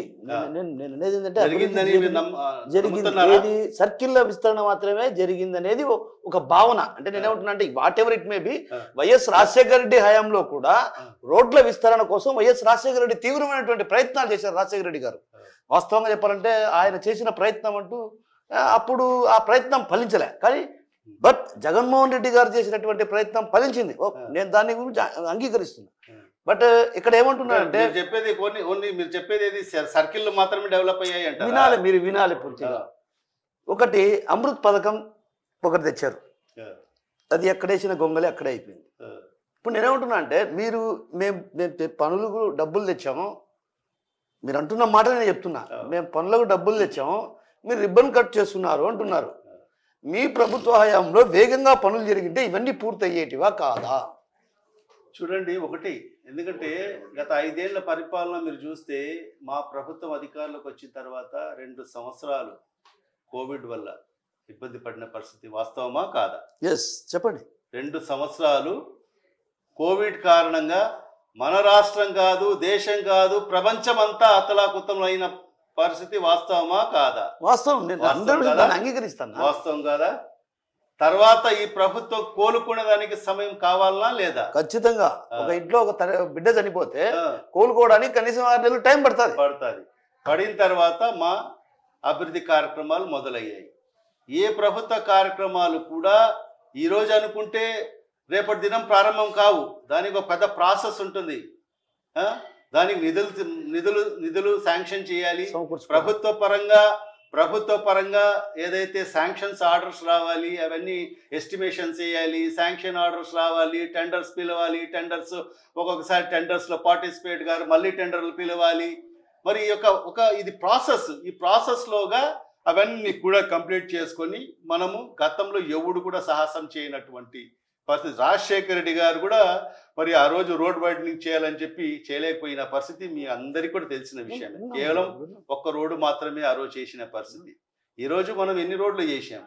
ఈరోజు సుమారుగా 6 రోడ్లు రోడ్ వైడనింగ్ కార్యక్రమాలు చేశాం. 100 కోట్ల రూపాయలు నిధులు తీసుకొచ్చి మరి ఆ రోడ్డు వైడనింగ్ కార్యక్రమం చేశాం. ఎందుకంటే రోడ్ వైడనింగ్ అంటే ఏంటి? ఏదో రోడ్డు వేసే దానికోసము అంత డబ్బులు ఖర్చు కావు. 100 కోట్లు అంటున్నారే అని చెప్పి కూడా ప్రశ్న రావచ్చు. అంటే అక్కడ ఉండే బిల్డింగ్స్ ఏదైతే ఉన్నాయో వాళ్ళ బిల్డింగ్స్కు మనము ఏదైతే కాంపన్సేషన్ ఇవ్వాలి. కాంపన్సేషన్ ఇచ్చిన తర్వాతనే కదా వాళ్ళకు సంతృప్తికరమైన కాంపన్సేషన్ ఇస్తేనే ఎవరైనా కూడా వాళ్ళ ఏదైతే ప్రాపర్టీస్ ఉన్నాయో ప్రభుత్వానికి వాళ్ళు స్వాధీనం చేస్తారు. మరి ఆ దిశలో ఈ 100 కోట్ల రూపాయలు ఖర్చు అయ్యాయని చెప్పి దీనికి సమాధానం. ఈరోజు ఎక్కడ కూడా అందరినీ కూడా సమన్వయపరిచి అందరితో కూడా మాట్లాడి ఎక్కడైనా రోడ్ వైడింగ్ జరుగుతుందంటే అక్కడ అలిగేషన్స్ ఎక్కువ వస్తాయి, కోర్టు కేసెస్ ఎక్కువ వస్తాయి. మనం చేయాలన్నా కూడా చేయని పరిస్థితి. ఎవరో ఒకరు 10 మంది పోయి కోర్టుకు వేసేస్తారు. మరి కోర్టుకు వేసేస్తే మరి ఆ రోడ్ వైడనింగ్ అక్కడ ఉంటుంది. ఈ రోజుకి కూడా మనం చూస్తే మన ఏదైతే 2వ గాంధీ బొమ్మ నుంచి పూర్తిగా అయింది. ఒక 2-3 కోర్టుకు వెళ్ళి మరి అది ఆపేసిన పరిస్థితి. అప్పటి నుంచి ఇప్పటికి కూడా మరి అది ఆగిన పరిస్థితి మనం చూసాం. కోర్టు కేసులు అలా ఉంటాయి. మరి అలాంటిది ఎక్కడ కూడా కోర్టు కేసులు లేకోకుండా ఒక్కరితో కూడా కోర్టు కేసెస్లో కొందరు వేసినా కూడా వాళ్ళని కూర్చోబెట్టి మాట్లాడిచ్చి వాళ్ళకు సంతృప్తికరమైన నష్టపరిహారాన్ని చెల్లించి ఈరోజు రోడ్ వైడనింగ్ కార్యక్రమం చేసాం. అది పెద్ద task. It's a huge task. మరి అలాంటి టాస్క్ మనం పూర్తి చేశాం. ఈరోజు చూస్తే ఎంత బ్రహ్మాండంగా ఈరోజు రోడ్డు ఉంటాయి. ఈరోజు సర్కిల్స్ డెవలప్ చేశాం. ఇదే మిమ్మల్ని నేను అభినందించదగ్గ విషయం ఇంకోటి కూడా ఉంది. ఇక్కడ వరదలు వస్తాయి, యాక్చువల్గా నీళ్ళన్నీ కూడా రోడ్ల వైపు వస్తాయి. అంటే ఇప్పటికి కూడా కొన్ని ప్రాంతాల్లో ఉందనుకోండి. బట్ కొద్ది గొప్ప మేలు నేనేమంటానంటే వైసీపీ ప్రభుత్వంలో పెద్ద ఎత్తున కాలువలు చేపట్టారు. ఆ కాలువలకు కూడా అనుసంధానం చేస్తూ కూడా ఇటు బుగ్గవంకలో కలిపే ప్రయత్నం చేశారు, మరొకటి అటువైపుకు కలిపే ప్రయత్నం చేశారు. నేను కాదనటంలే. ఇక్కడ అభివృద్ధి విషయంలో మీ వైసీపీ హయాంలో అభివృద్ధి జరగలేదనలా. నేనేమంటున్నానంటే టైం బాండింగ్ అనేది లేకపోవటం వల్ల ఇప్పుడు కడప నగరానికి స్వచ్ఛమైన నీరు అందిస్తామన్నటువంటి భావనతో అప్పుడు సోమశిలని జలాశయానికి నుంచి మనకు నీటి కేటాయింపులు జరిగాయి. ఆ తర్వాత తెలుగుగంగ నుంచి మనకు నీటి కేటాయింపులు జరిగాయి. సో ఇన్ని కేటాయింపులు జరిగినా కూడా ఇది ఆచరణలోకి రాకపోవటం వల్ల ఏమైపోయిందంటే ప్రజలు ఇబ్బంది పడుతున్నారు కదా. నేనేమంటున్నా అంటే ఏ పార్టీ అధికారంలో ఉన్నా చేసేది ప్రజలకే. ఆ భావన ఎందుకు పొలిటికల్ లీడర్లకు కలగట్లేదు? అదే అండి. ఎందుకంటే దీన్ని మీరు మంచినీటికి సంబంధించి చెప్పారు కాబట్టి దీన్ని ముందు నుంచి కూడా మనం చెప్పాల్సిన పరిస్థితి ఉంది. ఎందుకంటే రాజశేఖర రెడ్డి గారు ముఖ్యమంత్రి అయిన తర్వాత కడప నగరానికి శాశ్వతంగా నీటి పరిష్కారం కనుగొనాలి. ఎప్పుడు వేసవి వచ్చినా కూడా ఈ ప్రాంత ప్రజలు, కడప నగర ప్రజలు మరి ఏదైతే తాగునీటి కోసం ఇబ్బంది పడుతున్నారని చెప్పి రాజశేఖర రెడ్డి గారు గుర్తించి మరి ఆనాడు సోమశిల బ్యాక్ వాటర్ నుంచి కడప నగరానికి తాగునీటి కోసము మరి అదేవిధంగా కొప్పర్తి కారిడార్ ఏదైతే ఇండస్ట్రియల్ కారిడార్కు మరి అక్కడికి కూడా నీళ్ళు ఇవ్వాలని చెప్పి మరి ఆ రోజు 750 కోట్ల రూపాయలు, 750 కోట్ల రూపాయలు, 750 కోట్ల రూపాయలతో టెండర్లు కూడా పిలవడం జరిగింది. టెండర్లు పిలవడమే కాదు, పనులు కూడా ప్రారంభమయ్యాయి. ఈరోజు మనం చూస్తే ఇప్పటికి కూడా పైపులు, పెద్ద పైపులు మనం బైపాస్లో ఉన్నాయి. ఒక 20% పనులు కూడా జరిగాయి. తర్వాత ఆయన అకాల మరణం తర్వాత, రాజశేఖర రెడ్డి గారి మరణం తర్వాత వచ్చిన పాలకులు దాన్ని నిర్వీర్యం చేయడం జరిగింది. రాజశేఖర రెడ్డి గారి మరణాంతరము వచ్చిన పాలకులు, కాంగ్రెస్ పార్టీలో ఉండే పాలకులు దాన్ని నిర్వీర్యం చేయడం జరిగింది. నిర్వీర్యం చేయడం జరిగింది. మరి తర్వాత వచ్చిన 2014 చంద్రబాబు నాయుడు ప్రభుత్వం వచ్చింది కదా. మరి ఇదే ఈరోజు ఎవరైతే నాయకులు ఉండారో, ఈరోజు ఎమ్మెల్యే గారు ఉన్నారో, వాళ్ళ భర్త ఈ నియోజకవర్గానికి ఇన్ఛార్జ్గా ఉన్నాడు, ఆయన జిల్లా అధ్యక్షుడిగా ఉన్నారు. మరి ఆ 5 ఏళ్ల కాలంలో కడప నగరానికి ఏదైతే తాగునీటి సమస్య తీర్చాలని ఆయనకు ఆలోచన రాలేదా? మరి ఆలోచన రాలేదా? ఎందుకు వాళ్ళకు తీర్చలేకపోయారు? తర్వాత మా ప్రభుత్వం అధికారంలోకి వచ్చిన తర్వాత మళ్ళా మేము మా ముఖ్యమంత్రి జగన్మోహన్ రెడ్డి గారి దృష్టికి తీసుకెళ్ళాం. ఖచ్చితంగా కడప నగర దాహార్తిని తీర్చాల్సిన అవసరం ఉంది. మరి దీనికి పర్మనెంట్ సొల్యూషన్ తీసుకురావాల్సిన అవసరం ఉంది. గతంలో మీ తండ్రి గారు పెద్దలు ఆ మహానేత డాక్టర్ వైఎస్ రాజశేఖర రెడ్డి గారు సోమశిల నుంచి బ్యాక్ వాటర్ నుంచి నీళ్లు తీసుకోవడానికి కోసము ప్రయత్నం చేయడం జరిగింది. తర్వాత ఆ పనులన్నీ కూడా ఆగిపోవడం జరిగిందని చెప్తే ఆయన జిల్లా అధికారులకు, జిల్లా కలెక్టర్ గారికి ఆదేశించడం జరిగింది. ఒక మెయిన్ సోర్స్ని మీరు ఐడెంటిఫై చేయండి కడప నగరానికి శాశ్వత నీటి పరిష్కారం కోసం అంటే, మరి 2 సోర్సెస్ని వాళ్ళు ఐడెంటిఫై చేశారు. ఒకటి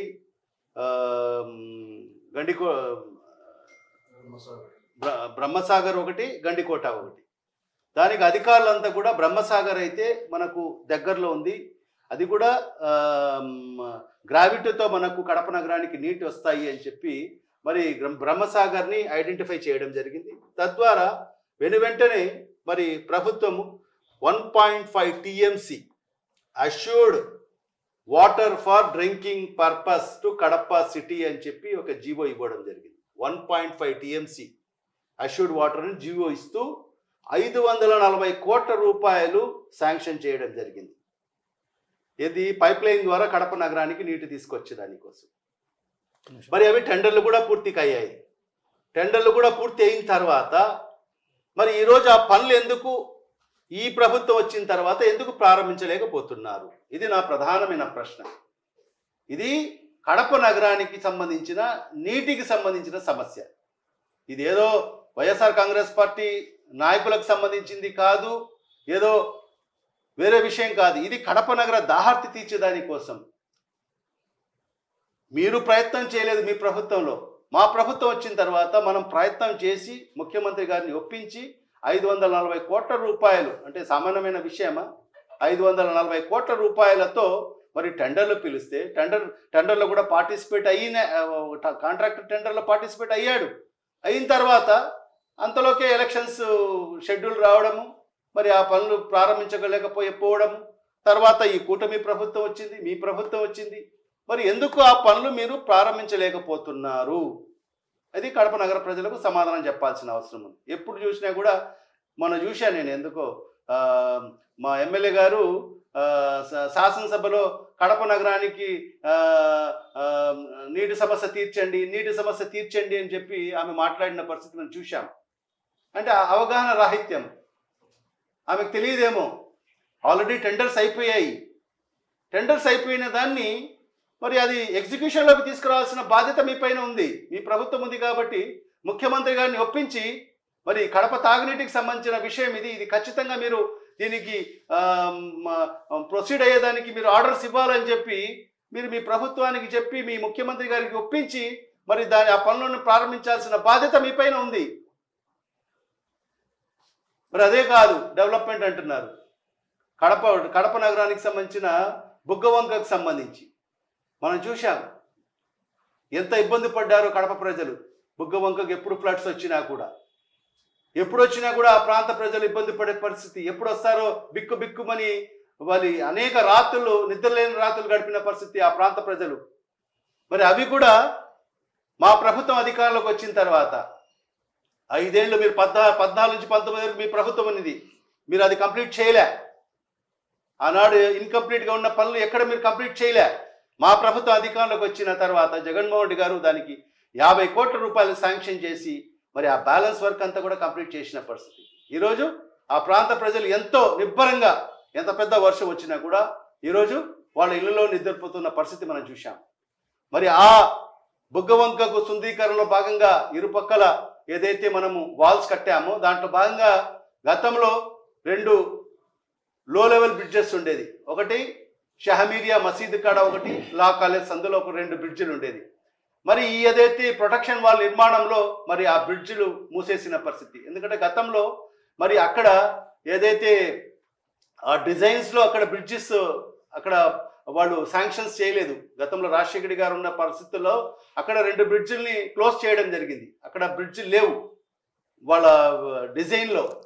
మరి అక్కడ ఆ ప్రాంత ప్రజలు మేము వెళ్ళిన తర్వాత ఆ వాల్స్ కట్టిన తర్వాత ఆ ప్రాంత ప్రజలందరూ కూడా మా కాడికి వచ్చి మాకు చాలా ఇబ్బందిగా ఉంది, మేము ఇక్కడ చిన్న చిన్న పనులు చేసుకుని నిత్యం కడప నగరానికి మేము నిత్యం వచ్చేవాళ్ళము, షామీరియా మసీదు కాడి నుంచి మాకు దగ్గరగా ఉండేది. మరి అక్కడ లా కాలేజ్ వాళ్ళు ఆ ప్రాంత ప్రజలందరూ కూడా మేము కడప నగరానికి రావాలంటే మరి ఆ లో లెవెల్ బ్రిడ్జ్ ద్వారానే మేము కడప నగరంలోకి వచ్చేవాళ్ళము. మరి మీరు ఇది మూసేస్తే మాకు చాలా ఇబ్బందిగా ఉంది, అక్కడ బ్రిడ్జ్ నిర్మాణం చేయాలి అని చెప్పి మరి వాళ్ళు కోరిన పిదప గౌరవ ముఖ్యమంత్రి గారిని ఒప్పించి మరి ఆనాడు 20 కోట్ల రూపాయలు శాంక్షన్ చేయడం జరిగింది. మరి 2 బ్రిడ్జిల కోసం 20 కోట్ల రూపాయలు శాంక్షన్ చేసి దాన్ని టెండర్లు కూడా పూర్తి అయ్యాయి. కాంట్రాక్టర్ టెండర్లు కూడా కంప్లీట్ చేసి భూమి పూజ కూడా చేయడం జరిగింది.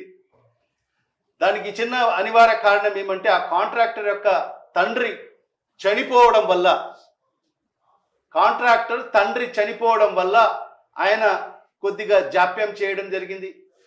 మరి అంతలోకే ఏదైతే నోటిఫికేషన్ రావడము, తర్వాత మరి ఏదైతే ఇప్పుడు ఈ కూటమి ప్రభుత్వం వచ్చింది, నేను గతంలో కూడా ప్రశ్నించాను, ఈరోజు కూడా ప్రశ్నిస్తున్నాను. మరి ఆ శాంక్షన్స్ అయిన బ్రిడ్జ్ పరిస్థితి ఏంటి, టెండర్లు అయిన పరిస్థితి ఏంటి? ఇప్పుడు కూటమి ప్రభుత్వం వచ్చిన తర్వాత మరి ఇదే ఎమ్మెల్యే గారు గెలిచిన తర్వాత ఆయన ఇంకా ఆమె ఎమ్మెల్యేగా ప్రమాణ స్వీకారం చేయక మునుపే అక్కడికి వెళ్ళి పర్యటించడం జరిగింది. రవీంద్రనగర్ ప్రాంతంలో షామీరియా మసీద్ కాడికి వెళ్ళి మరి రెండవసారి అక్కడ భూమి పూజ చేసి మరి ఆ ప్రాంత ప్రజలకు అందరికీ అక్కడ సమావేశపరిచి నేను 6 నెలల్లో మీకు మాటిస్తున్నాను, నేను 6 నెలల్లో ఈ బ్రిడ్జిలు కంప్లీట్ చేస్తాను అని చెప్పి ఆ ప్రాంత ప్రజలకు మాట ఇచ్చిన పరిస్థితి వాస్తవమా కాదా అనేది ఎమ్మెల్యే గారు ప్రజలకు సమాధానం చెప్పాలి. కడప నగర ప్రజలు ఇప్పుడు 6 నెలలు అయిపోయింది, ఇప్పుడు సుమారు 9 నెలలు కావస్తుంది. ఎందుకు ఆ బ్రిడ్జిలు ఇంకా ప్రారంభం కాలేదు? మరి ఇవన్నీ కూడా కడప నగర ప్రజలకు సమాధానం చెప్పాలి. ఏదో మేము శాంక్షన్ చేసిన రోడ్లు ఇప్పుడు ఈరోజు వేస్తుంటే, కాంట్రాక్టర్లు వేస్తుంటే దానికి టెంకాయలు కొట్టడము, దానికి భూమి పూజ చేయడము, వేసిన డెవలప్ చేసిన దానికి రిబ్బన్ కటింగ్లు చేయడము, ఏదో చెప్తారు కదా పెద్దలు సామెత చెప్తారు, సొమ్ము ఒక్కరిది సోకొకరిది అని చెప్పి. మరి ఈ రకంగా సొమ్ము మేము శాంక్షన్ చేసి మేము పనులు చేస్తే ఈరోజు సోకుగా వచ్చి ఈరోజు రిబ్బన్ కట్ చేస్తున్న పరిస్థితి, ఈరోజు భూమి పూజకు వచ్చి టెంకాయలు కొట్టే పరిస్థితి ఉంది. మా దౌర్భాగ్యం అది. ఈ 9 నెలల కాలంలో ఒక్క నయా పైసా నిధులు తీసుకురాని పరిస్థితి ఈరోజు మనం చూస్తున్నాం. కడప నియోజక అభివృద్ధికి కట్టుబడినది వైసీపీ పార్టీని. ఏదైతే గతంలో ప్రభుత్వం మంజూరు చేసినటువంటి పనులు కూడా చేయించుకోలేని దౌర్భాగ్య పరిస్థితి కడప నగరంలో ఉందంటే కూటమి ప్రభుత్వం పాలన ఏ స్థాయిలో ఉందో అర్థం చేసుకోవచ్చు. ఏదైతే తాము నిధులు తెస్తే టెంకాయలు కొట్టి ప్రారంభోత్సవాలు చేస్తున్నటువంటి భావన మనతో పాటు ఉన్నటువంటి మాజీ డిప్యూటీ సీఎం అంజద్ బాషా వ్యక్తం చేస్తుంటే, మరోవైపు ఏదైతే ఇటీవల కాలంలో కొంత కడప నగర వ్యాప్తంగా ప్రచారం జరుగుతున్న పరిస్థితి, ఏదైతే గతంలో మాట పెరిగిన సందర్భంగా గ్రామీకరణ చేస్తారనేటువంటి సవాళ్ళు వేసినటువంటి తరుణంలో ఒక రకంగా కడప నగర ప్రజల్లో కూడా కొంత తన తమ్ముడు సోదరుడు ఎవరైతే అహ్మద్ బాషా ఉన్నారో అహ్మద్ బాషా కనిపించకపోవడంతో ప్రజల్లో కొంత ఇది ఒక రకంగా తులుచుతున్న పరిస్థితి. అయితే ఆ నేపథ్యంలో ఆయన అన్నటువంటి మాటలు ఏంటంటే, మేము ఇక్కడే పుట్టాం, ఇక్కడే పెరిగాం, ఇక్కడే చదువుకున్నాం, వలస రాలేదు, కాబట్టి మమ్మల్ని ఇక్కడ గ్రామ బహిష్కరణ అంటే నగర బహిష్కరణ చేసేది ఎవరంటూ కూడా ఆయన ఒక రకంగా తీవ్రంగా మండిపడినటువంటి పరిస్థితి. మొత్తం మీద చూసుకుంటే మాత్రం రాబోయే రోజుల్లో ఖచ్చితంగా వైసీపీ పార్టీ బలోపేతం చేసే అడుగులు వేస్తాం. ప్రభుత్వ వైఫల్యాలు ఇప్పటికే కూటమి ప్రభుత్వం ఏర్పాటై 8 నెలల కాలం అవుతున్నప్పటికీ కూడా ఒక్కటంటే ఒక్కటి కూడా సంక్షేమ పథకాన్ని అమలు చేసినటువంటి పాపాన పోలేదు. ఇవన్నీ కూడా ప్రజలు గ్రహిస్తున్నారు. రాబోయే స్థానిక సంస్థల ఎన్నికల్లో ఖచ్చితంగా వైసీపీ విజయాన్ని ఎవరు ఆపే ప్రసక్తే లేనటువంటి విషయాన్ని మనతో పడినటువంటి మాజీ డిప్యూటీ సీఎం అంజాద్ బాషా గారు చెప్తున్నారు. కెమెరా హరితో కిషోర్, RTV కడప నుంచి. మరిన్ని వీడియోస్ కోసం ఛానల్ ని సబ్స్క్రైబ్ చేయండి. లేటెస్ట్ అప్డేట్స్ కోసం వాట్సాప్ ఛానల్ ని ఫాలో అవ్వండి. ఆ లింక్ డిస్క్రిప్షన్ లో ఉంది.